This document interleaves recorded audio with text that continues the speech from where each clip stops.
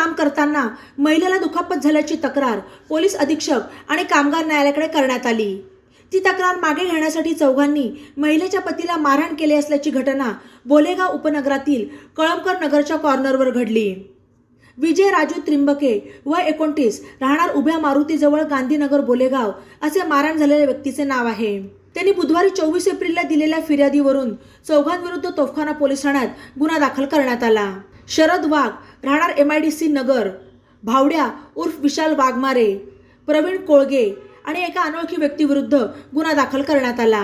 फिर्यादी विजय यांची पत्नी रेखा यांना दीपक भाऊसाहेब शिंदे राहणार वैदुवाडी सावेडी यांच्या प्रगती डेअरी येथील कंपनीमध्ये दुखापत झाली होती। या संदर्भात त्यांनी पोलीस अधीक्षक कार्यालयात अर्ज आणि कामगार न्यायालयात केस दाखल केली। दरम्यान मंगळवारी 23 एप्रिलला रात्री 11:30च्या सुमारास विजय त्यांच्या घराकडे जात असताना कळमकर नगर येथील कॉर्नरवर त्यांना चौघांनी अडवले आणि पोलीस अधीक्षक कार्यालयात दाखल केलेला तक्रार अर्ज आणि कामगार न्यायालयात दाखल केलेली केस मागे घेण्यासाठी विजय यांना शिवीगाळ करून लाथाबुक्क्यांनी आणि फायटरने मारहाण करून जखमी केले असल्याचे फिर्यादीत म्हटले आहे। पोलीस अधिक तपास करत आहेत।